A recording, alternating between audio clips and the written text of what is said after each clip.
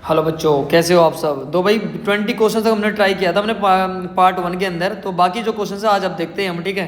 तो आप लोग ना शेयर करो भाई वीडियो को, जितना शेयर करोगे तभी देखो मोटिवेशन मिलता है हमें कि भाई देखो मैं आप लोगों के लिए ये काम कर रहा हूँ सारा, ठीक है। और ये गारंटेड कहता हूँ कि क्वेश्चन आएंगे ही आएंगे सीबीएसई के अंदर। आप कोई भी पेपर उठा के देख लो, पूरा निचोड़ है ये, ठीक है।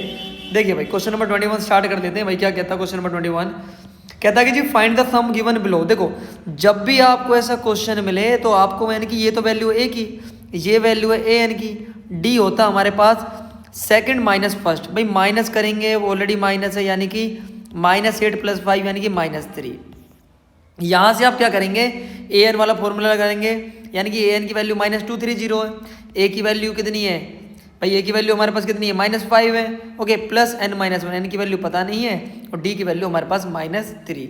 इसको सोल्व करेंगे तो आएगा -2 to 5 अपॉन -3 n - 1, यानी कि आएगा हमारे पास 76। जब n की वैल्यू 76 होगी तो एस एन वाला फॉर्मूला लगा देना, n/2 a + an। जब लास्ट टर्म गिवन हो तो ये वाला फॉर्मूला आप अप्लाई कर सकते हैं, ठीक है जी। अब करते हैं भाई अपना नेक्स्ट वाला क्वेश्चन, क्वेश्चन नंबर 22। देखिए तो क्वेश्चन नंबर 22 में क्या गिवन है, कहता है कि जी एपी गिवन है, ए दे रखा है, डी दे रखा है, एसएन दे रखा है, तो एन और एन निकालना। भाई देखो ऐसे क्वेश्चन में करना क्या है कि एसएन आपको गिवन है, एन की वैल्यू तो पता नहीं है। एसएन का फॉर्मूला क्या होता है, ए + an, लेकिन ए एन की वैल्यू भी गिवन नहीं तो वो वाला फॉर्मूला ना लगाए। एसएन का फॉर्मूला होता है n/2 2a + n - 1d, ये वाला फॉर्मूला लगाएंगे। यहाँ पर वैल्यू कितनी है n, ये आ जाएगा n/2, a की वैल्यू कितनी है 2 यानी कि 4 आ जाएगा, n की वैल्यू पता नहीं है, d की वैल्यू कितनी है 8, तो ये आ जाएगा जी 180। इधर आ जाएगा, मल्टीप्लाई करेंगे तो यहाँ पर n 4 + 8 n - 8, यानी कि ये मिलेगा हमारे पास 8n - 4 यहाँ मिलेगा और बाहर n = 180, यानी कि 8n² - 4n - 180 = 0। 4 से डिवाइड कर देंगे भाई, आएगा 2n² - n - 4 50। तो मल्टीप्लाई करें तो 90 ऐड करें तो 1, तो ये आ जाएगा जी -10n + 9n। आई होप आप सोल्व कर दोगे, क्लियर है भाई, ओके। देखो कंप्लीटली लगभग मैं कंप्लीट आपको क्वेश्चन सोल्व करके बता रहा हूँ थोड़ा सा, ठीक है, क्योंकि अगर मैं सारे क्वेश्चन एक सोल्व करूँगा तो वीडियो बहुत लंबी हो जानी है, ठीक है। अब देखिए क्वेश्चन नंबर 23, कहता है कि भाई पहली 7 टर्म का सम दे रखा है इतना, यानी कि S7 दे रखा है 49, S7 49 है और 17 टर्म्स का सम दे रखा है 289। तो भाई बेसिक सा क्वेश्चन है, ऐसे क्वेश्चन में क्या करना है कि 49 = 7/2 2a + 6d, बस यहाँ से इसको कट जाएगा 7 टाइम 14 आ जाएगा 2a + 6d, क्लियर है। ऐसे ही इसको सोल्व कर लेना, 2 इक्वेशन बनेंगे, एलिमिनेशन लगा देना और क्वेश्चन सोल्व हो जाएगा भाई हमारे पास, ठीक है जी। अगले वाला क्वेश्चन ले उठा लेते हैं, क्वेश्चन नंबर 24, कहता है कि जी सम निकालना है 3 डिजिट नंबर का जो 7 के मल्टीपल है। भाई 7 के मल्टीपल कौन कौन से नंबर है, पहला नंबर होता है 7 का मल्टीपल हमारे पास 105। अगर आपको पता ना हो ना कैसे करना है तो आप 100 को पहले 7 से डिवाइड करो, 7 1 जा 7 हो गया, कितना मिल गया, ये होगा 7 4 जा 28 यानी कि 2। यानी कि अब देखो अगर आपको इससे कम निकालना है तो 98 नंबर हो जाएगा, अगर आपको इससे ज़्यादा निकालना है तो इन दोनों के बीच में डिफरेंस कितना है 5 का, इसको ऐड कर दो हो जाएगा 105। क्लियर है यहाँ तक, ओके, यहाँ तक ठीक है भाई। तो ये होगा हमारे पास पहला नंबर 105, दूसरा हो जाएगा 112, ऐसे डॉट डॉट कोड और अब इसके लिए निकालना है लास्ट वाला तो 999 को 7 से डिवाइड कर देना, वहाँ पर आपको मिलेगा 994 और आप ये an वाला फॉर्मूला अप्लाई करके n की वैल्यू निकाल सकते हो भाई आराम से, ठीक है, कोई दिक्कत नहीं है। अब देखते हैं question number 25। So question number 25 क्या कहता है आपसे, देखिए भाई क्वेश्चन नंबर 25 क्या कह रहा है, कहता है कि जी आपको 100 और 500 के बीच में डिविजिबल नंबर, पहले वाला नंबर कितना बताया था अभी 105 था, फिर 112 था, ऐसे 500 को अगर डिवाइड कर लो आप 7 से तो 7 1 जा 7, सॉरी 7 7 जा कितना मिलेगा 49, ये मिलेगा ये 7 1 जा 7 यानी कि 3, यानी कि 3 ज़्यादा आ रहा है भाई हमारे पास 497, तो लास्ट वाला नंबर आ जाएगा 497। अप्लाई कर देना ए एन वाला फॉर्मूला, अपने आप आंसर आ जाएगा, एन की वैल्यू पता लग जाएगी, एस एन का फॉर्मूला लगा देना और आपका आंसर आ जाएगा। फॉर्मूला ऑलरेडी मैं डिस्कस कर चुका हूँ, अब एक बार आप एपी का जो बेसिक कंसेप्ट वाली मैंने जो वीडियो डाली हुई है वो एक बार देख लेना, ठीक है ना। अब देखिए भाई क्वेश्चन नंबर 26 क्या कहता है, भाई क्वेश्चन नंबर 26 में क्या गिवन है आपको, ये क्या कहता है कि भाई सम ऑफ, देखो ऐसा क्वेश्चन बहुत प्यारा क्वेश्चन है, एस एन = दे रखा आपको 5n² - 3n, आप अगर इसमें 1 रखोगे तो आएगा हमारे पास 2, 2 रखोगे तो आपके पास आएगा 2 का स्क्वायर होता है 4, 4 5 20, 20 माइनस 6 कितना मिलेगा 14। और एक बात याद रखना, जो a1 और s1 होता है वो तो होते हैं बराबर। a2 की वैल्यू होती है भैया s2 माइनस s1, a2 की वैल्यू क्या होती है s2 माइनस s1। ये अप्लाई कर देना और आंसर आपका आ जाएगा, ठीक है ना। a1 में मिल गया, a2 में मिल गया, तो उसके बाद nth टर्म निकालना। जब nth टर्म पूछेगा तो आंसर n में ही आएगा, ध्यान रखना भाई, ठीक है। और AP पूछ रहा तो AP के लिए होता है a plus d a plus 2d। Okay, देखिए भाई नेक्स्ट वाला क्वेश्चन, क्वेश्चन नंबर जो कहता है SN, ये भी सेम क्वेश्चन की बने, तो आप इसको ट्राई करेंगे खुद से, क्योंकि पहले एक बार आप S1 निकालेंगे, S2 निकालेंगे, फिर A2 जो मैंने लास्ट क्वेश्चन बताया था, फिर उसके बाद आप A20 निकाल देना, A प्लस 19D। A और D की वैल्यू आपको पता ही, यहाँ पुट कर देना, आंसर आ जाएगा, ठीक है। क्वेश्चन नंबर 28 बात कर लेते भाई, ठीक है। क्वेश्चन नंबर 28 में क्या गिवन है, कहता है कि जिस टोटल जो आपके पास पैसा वो 700 रुपये है भाई, is to be used to given the 7 cash prize to student of school for their overall academic performance if each price is the 20 rupees less than its preceding price. मतलब इसका जो प्राइस है ना वो इसके पिछले प्राइस से कितना 20 रुपये कम है। मान लीजिए बच्चे को 100 रुपये मिले, अब बच्चे को 80 मिलेंगे, फिर 60 मिलेंगे, फिर 40 मिलेंगे, ऐसे मिलेंगे नहीं मिलेंगे, क्लियर है। अब मुझे एक बात बताओ यहाँ से, जब आप मान लीजिए पहला प्राइस जो हमारे पास ये है, तो इसमें 80 में से अगर आप 100 को माइनस करोगे तो कहीं ना कहीं आपको -20 मिलेगा। डी की वैल्यू मिलेगी नहीं मिलेगी, डी -20 मिलेगा नहीं मिलेगा भाई। और ए की वैल्यू हमें पता नहीं है भाई कि स्टार्टिंग का उसका प्राइस कितना है, बट टोटल हमारे पास सम कितना है 700, यानी कि SN की वैल्यू दे रखी 700, n/2 यानी कि n की वैल्यू दे रखी 7 लोगे तो 7/2 हो जाएगा। ये हो जाएगा 2a plus 6d, 2a plus 6d।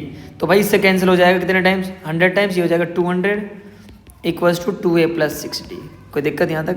d की वैल्यू कितनी है भाई -20 है, यहाँ -20 पुट कर देना और आपका आंसर आ जाएगा। a निकल जाएगा, उसके बाद 20 नंबर कम कर देना, यानी कि अगर यहाँ 20 रखता हूँ तो कितना आ जाएगा हमारे पास, ये आएगा -120, -120 इधर आएगा तो ये आएगा 320/2 इक्वल्स टू a 160 आ गया पहला नंबर, फिर 140, 120, 100 ऐसे नंबर आपके पास आते रहेंगे। बहुत इंपॉर्टेंट क्वेश्चन है CBSE पॉइंट ऑफ व्यू से, ध्यान रखना भाई, ठीक है। अगले वाला जो क्वेश्चन है भाई हमारे पास क्या कहता है, क्वेश्चन नंबर 29 कहता है कि 200 डंडे रखे हुए हैं, ऐसे रखे हुए हैं कि 20 पहले सबसे नीचे, फिर 19 है, फिर ऐसे, मतलब जो AP बनी हुई है 20, 19, 18 ऐसे AP बनी हुई है भाई, ठीक है। और 200 है जो हमारे पास टोटल SN की जो वैल्यू गिवन है वो है 200, ये हमें क्वेश्चन के अंदर गिवन है। और इसके बाद कहता है and how many logs are in the top row, तो सबसे ऊपर वाली जो रो है उसमें कितने डंडे होंगे ये बताना भाई आपको, ठीक है जी। तो मेरे प्यारे बच्चों क्या कर सकते हैं इस क्वेश्चन के अंदर, SN का फॉर्मूला आपको पता ही है, A की वैल्यू तो 20 है, D निकालेंगे तो 19 -20 कितना हो जाएगा -1, तो लगा दो यार फॉर्मूला अगर क्वेश्चन समझ में आ गया ना तो कुछ भी ऐसा हार्ड नहीं है यार, बिल्कुल बेसिक चीज़ें हैं। 2a प्लस में कितना आ जाएगा, n की वैल्यू तो पता ही नहीं है, n-1 d भी पता है, a भी रखा, यहाँ निकाल देना, क्वाड्रेटिक बनेगी, सोल्व कर लेना, आंसर आ जाएगा, ठीक है। क्लियर है, बेसिक सा क्वेश्चन है, कर लेना भाई, ओके क्लियर है ना, यस। जुड़े रहना लास्ट तक, वीडियो को स्किप करोगे तो कोई फायदा नहीं है, ठीक है, क्लियर है। तो 30वां क्वेश्चन है भाई, और शेयर करो भाई, जितना चैनल को सब्सक्राइब करो, जितना कर सकते हो ना उतना करो, दोस्तों से कराओ, घर वालों से कराओ, सबसे कराओ, ठीक है। Which term of the AP is first negative term, तो कल शायद ऐसा क्वेश्चन डिस्कस किया था हमने। A की वैल्यू कितनी है भाई 121, D की वैल्यू कितनी है -4, फर्स्ट नेगेटिव टर्म AN को 0 मान लेना, आंसर अपने आप आ जाएगा, ठीक है, सिंपल सा क्वेश्चन है। कहता है कि सम ऑफ द 4 कॉन्सिक्यूटिव नंबर्स, जब आपसे 4 कॉन्सिक्यूटिव पूछे जाए, यानी कि a minus D, a plus D, a plus 3d, इस केस में मानेंगे, सिंपल कर देना, आंसर आ जाएगा।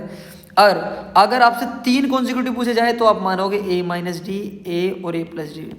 नोट बना लेना भाई, लिख लेना इस चीज़ को, भूल मत जाना, ठीक है, क्लियर है। तो भाई ये कहता है कि 4 नंबर का सम ये है, अगर इन चारों को ऐड करेंगे तो 3 से इससे कैंसिल हो जाएगा, 4 इक्वल्स टू कितना आएगा 32, a की वैल्यू आ जाएगी 8, a की वैल्यू यहाँ तक कितनी आएगी 8।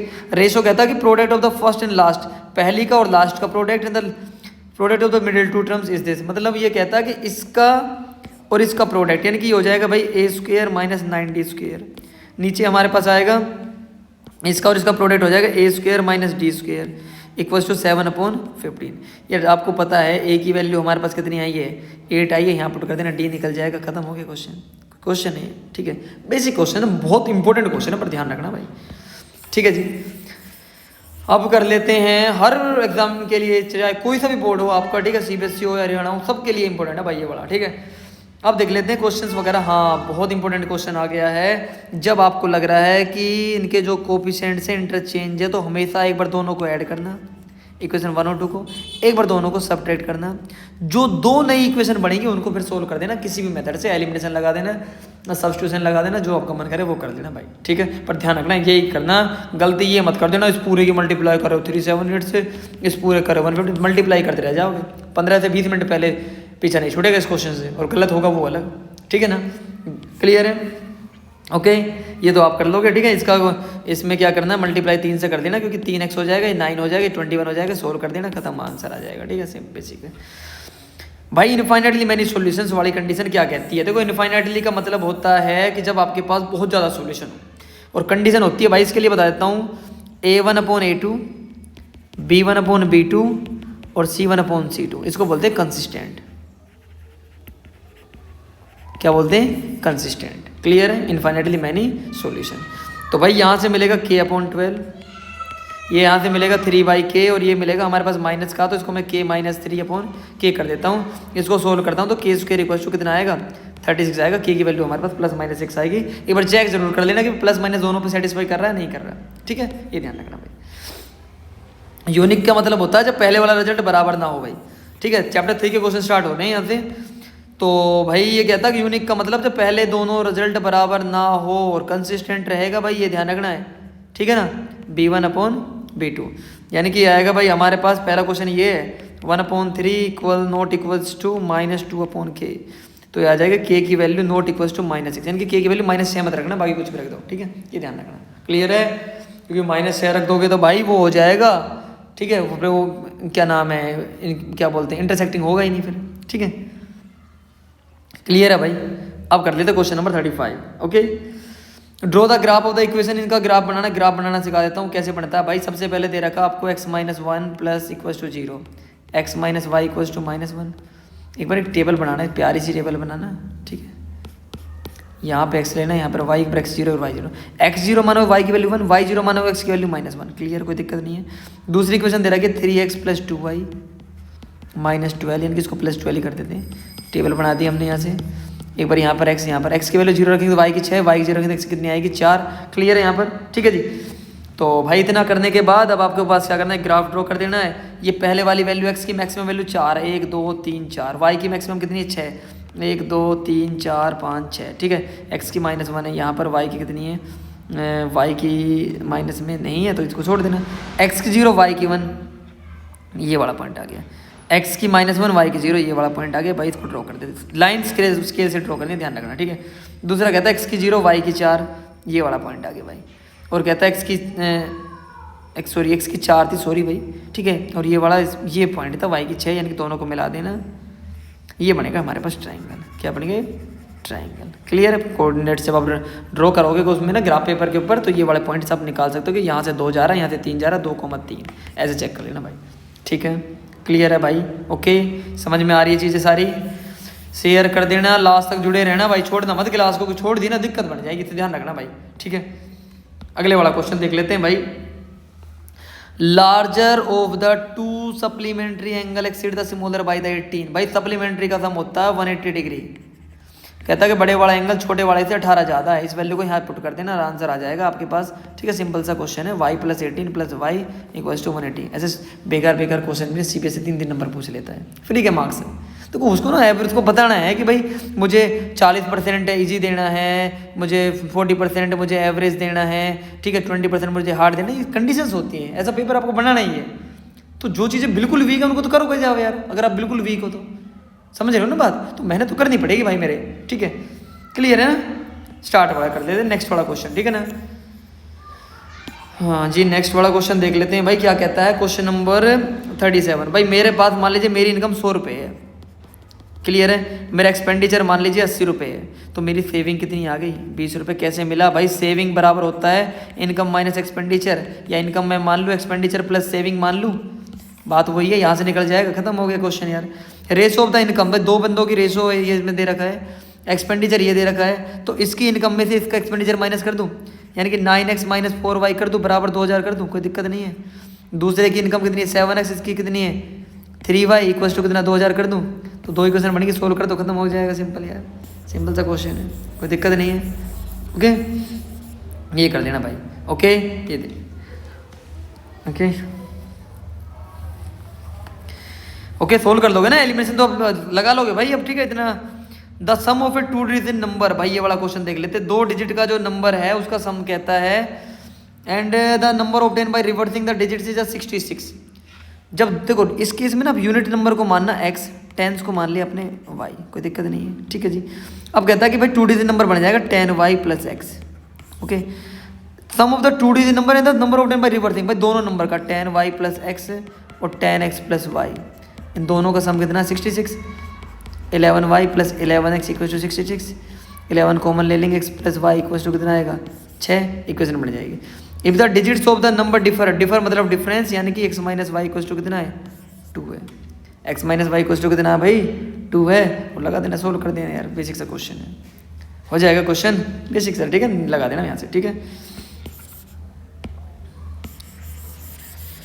अगले वाला क्वेश्चन भाई हमारे पास है क्वेश्चन नंबर 39, कहता है कि 2 digit number such that product of its digits, भाई 2 डिजिट का प्रोडक्ट ऑफ इट्स डिजिट मतलब एक्स वाई की वैल्यू दे रखी 12, क्वेश्चन है। 36 एडिड टू द नंबर, भाई 36 ऐड कर दो जो नंबर में भी कराया था, तो क्या कहता है कि डिजिट्स रिवर्स हो जाएंगे, मतलब 10x प्लस वाई हो जाएगा, सोल्व कर लेना यार, इक्वेशन बनेगी बिल्कुल क्वाड्रेटिक बनेगी, सोल्व कर लेना, कोई दिक्कत नहीं है। अब कर लेते हैं भाई क्वेश्चन नंबर 40, भाई क्वेश्चन नंबर 40 देख लेते हैं एक बार, ठीक है ना। देखो क्या कहता है क्वेश्चन नंबर 40, कहता है कि जी area of rectangle get reduced by the 9 square unit, यानी कि उसका एरिया 9 स्क्वायर यूनिट कम हो जाएगा अगर उसकी लेंथ को 5 कम कर दे, भाई लेंथ मान ली हमने x, उसको 5 कम कर दिया, कोई दिक्कत नहीं है भाई। ब्रेथ को इंक्रीज कर दिया 3, यानी कि y प्लस 3, तो उसका जो एरिया था ना एक्स वाई, उसमें से भी 9 कम हो जाएगा, सोल्व कर दोगे एक्स वाई, जब इसके से मल्टीप्लाई करोगे तो लेफ्ट में एक्स वाई आएगा, इस एक्स वाई से एक्स वाई कैंसिल हो जाएगा, बेसिक इक्वेशन आएगी, कर लेना।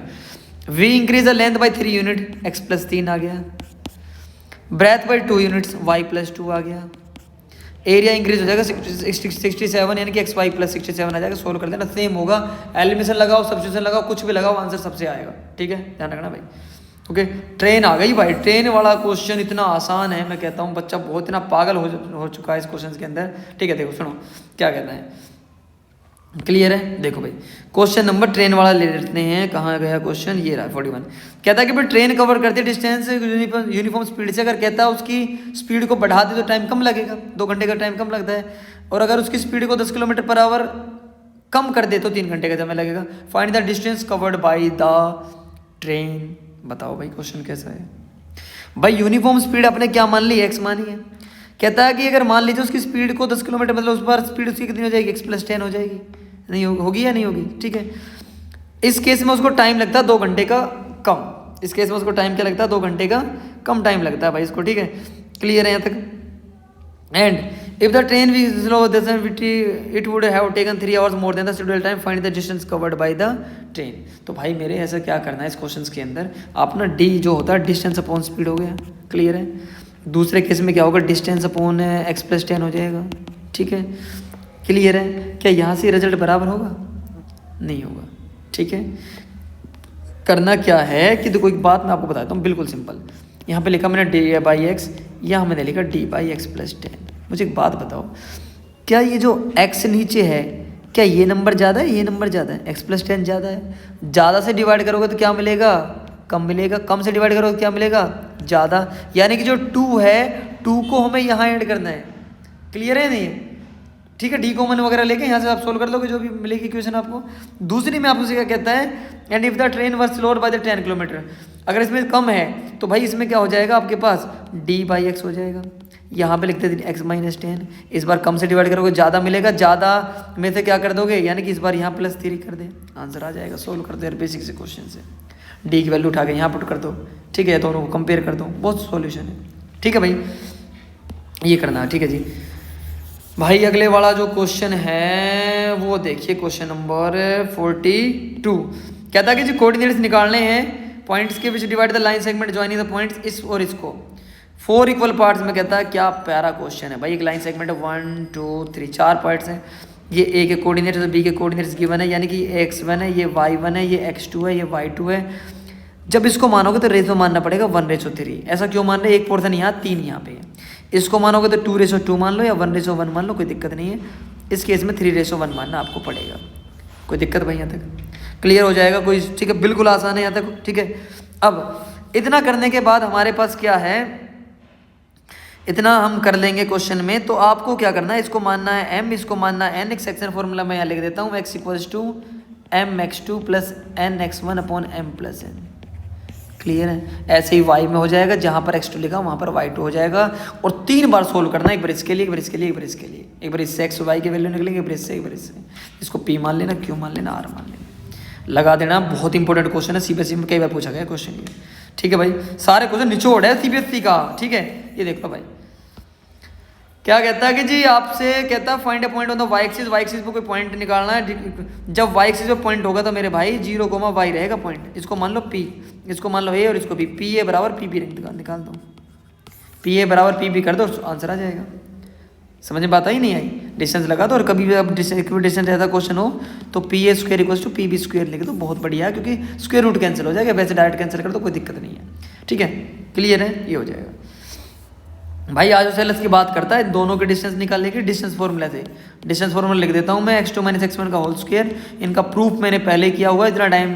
ठीक है, ये ध्यान रखें। आप एक बार मेरे चैनल पर जाकर देख सकते हो प्रूफ क्या है। ठीक है, कि डिस्टेंस फॉर्मूला ये क्यों होता है, सेक्शन फॉर्मूला ये क्यों होता है, सब कुछ मैंने पूरा बताया हुआ है। आप देख लेना एक बार। ठीक है, x2 - x1 का होल स्क्वायर + y2 - y1 का होल स्क्वायर। पहले ए बी की निकलेगी, फिर बी सी की निकलेगी, फिर ए सी की निकलेगी। कोई दो डिस्टेंस बराबर आएगी तो आइसोसेलेस ट्रायंगल है।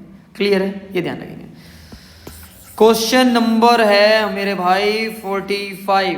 क्वेश्चन नंबर 45 क्या है, सुनिए ध्यान से भाई।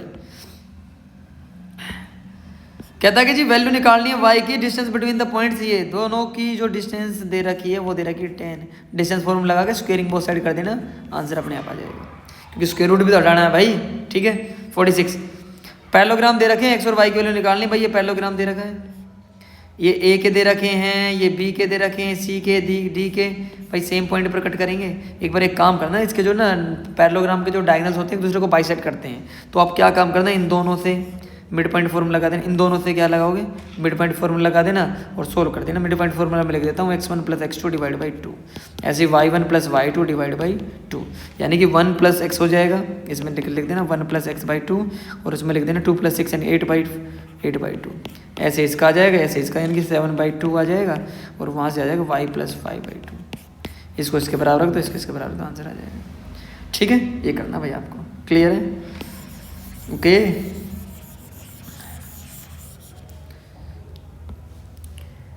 अब क्या है कि find the coordinates of the point are on the line segment. भाई लाइन सेगमेंट बना रखा। इस क्वेश्चन में करना क्या, थोड़ा सा ये कहता है कि जी ये P है और ये हमारे पास दे रखा है Q। थोड़ा ध्यान से सुनना इस क्वेश्चन को, बड़ा अजीब सा क्वेश्चन है। मतलब अजीब तो नहीं, मतलब समझना।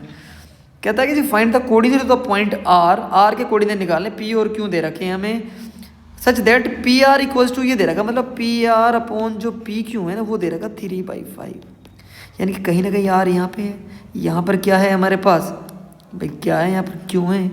अब मुझे एक बात बताओ, अगर ये टोटल 3 है तो ये 2 होगा नहीं होगा? रेशो पता लग गया, P के पॉइंट्स पता लग गए, R के पॉइंट्स पता लग गए, Q के पता नहीं है। x2, y2 इसको मान लेना x, y और आंसर लगा देना। मोस्ट इंपॉर्टेंट क्वेश्चन है, जरूर आना है, ये ध्यान रखना भाई। सेक्शन फॉर्मूला लगा देना, x1 y1 है और ये हो जाएगा हमारे पास। क्लियर है? ठीक है, ये करेंगे 50 क्वेश्चन करेंगे हम। ठीक है, 30 क्वेश्चन मैंने बता दिए। बाकी अगर आपको लगे तो शेयर करो भाई दबा के। ठीक है, अपने दोस्तों के साथ शेयर करो। जितना शेयर करोगे ना, देखो मोटिवेशन मिलता है, रिव्यूज अच्छे आते हैं, कमेंट्स आती हैं, सब्सक्राइब चैनल को सब्सक्राइब कर दो ऑटोमेटिकली। ठीक है, तो तभी तो नेक्स्ट वीडियो बनाऊंगा मैं। ठीक है, बाकी इसमें लगभग 35 क्वेश्चन के आसपास है, तो वो भी नेक्स्ट वीडियो के अंदर बना दूंगा मैं। ठीक है, सुनना भाई, जल्दी बता देना बढ़िया। ठीक है, क्लियर है? अब देख लेते हैं भाई, क्वेश्चन नंबर है अपना कौन सा, ये वाला। Let's the tangent at any point of circle is perpendicular to the radius through the point of the contact. इस क्वेश्चन थोड़ा सुनना ध्यान से। ये ना क्या कहता है हमारे पास, ये कहता है कि जी हमारे पास ये परपेंडिकुलर क्यों। मेरी एक बात है, ध्यान सुनना। इसको O मान लिया, इसको मैंने थोड़ा सा इसको जूम कर लेता हूँ थोड़ा समझाने के लिए। ये मान लीजिए P है। ठीक है, तो मुझे एक बात बताओ, अगर मैंने कोई यहाँ से लाइन सेगमेंट ड्रॉ, मतलब कोई मैंने ड्रॉ किया, तो यार यहाँ से ये जो लेंथ है ये वाली, ये लेंथ इसके बराबर होगी नहीं होगी? भाई होगी या नहीं होगी, क्योंकि दोनों रेडियस है।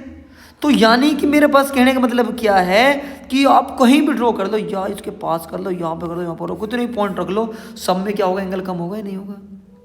भाई एंगल कम होगा या नहीं होगा? होगा, और एंगल ज़्यादा तो उसके सामने क्या होगी, साइड उसकी बड़ी होगी।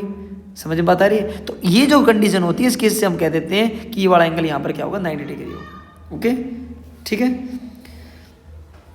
ए tangent P Q at point P circle of radius 5 metre line through at point O Q. ये थोड़ा ये वाला क्वेश्चन भी इंपॉर्टेंट है भाई, ऐसा क्वेश्चन पूछा ही जाता है।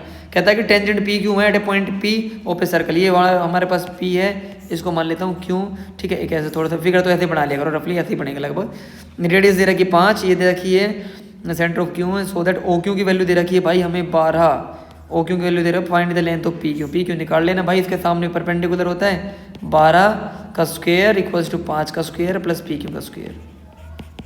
तो 144 equals to 25 plus P Q का स्क्वायर, तो हो जाएगा भाई हमारे पास 119 का स्क्वायर रूट हो जाएगा, आंसर आ जाएगा, ठीक है ना। 50 पर लास्ट क्वेश्चन हमारी वीडियो का, ध्यान से रहेगा, ठीक है। Prove that the length of the tangent drawn from external point to a circle are equal. यार ये क्या बात है, ये प्रूव करना बेसिक सा क्वेश्चन है। कहता है कि भाई हमारे पास जब यहाँ से ड्रॉ की गई इन दोनों की लेंथ को मेजर करना है। यार सिंपल सा क्वेश्चन है। मुझे एक बात बताओ, ये मैंने फिगर ले लिया, 2 ट्रायंगल मेरे पास है, एक तो ये वाला ट्रायंगल है, एक मेरे पास ये वाला ट्रायंगल है। ये बताओ ये कॉमन है या नहीं है?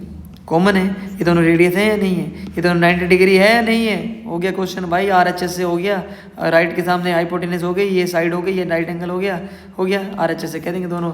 जब दोनों ट्रायंगल कॉन्ग्रुएंट हो गए तो CPCD से बराबर हो गया, प्रूफ हो गया, समझ में आया। बेसिक है सब कुछ, ठीक है। तो आपको लगता है भाई अच्छा है, सब कुछ समझ में आया हो, बहुत सारी चीज़ें मैंने डिस्कस की हैं, ठीक है। कुछ एक्स्ट्रा भी आपको बताएं तो भाई अपने दोस्तों के साथ शेयर करें, देखो चैनल को सब्सक्राइब कर देना, ठीक है। से व्यूज़ आएंगे, कमेंट्स आएंगे, तब पता लगता है, ठीक है, कि आप कितना देख रहे हो, कितना पसंद कर रहे हो। और वीडियो देखने के बाद कमेंट बॉक्स के अंदर एक हार्ट भेज देना, भैया सर मज़ा आ गया, लिख देना भाई कुछ, ठीक है। ओके, मिलते हैं नेक्स्ट वीडियो में, तब तक के लिए tata bye bye, thank you so much. Sir M के साथ जुड़े रहिए और ऐसे ही आगे बढ़ते रहिए। ओके।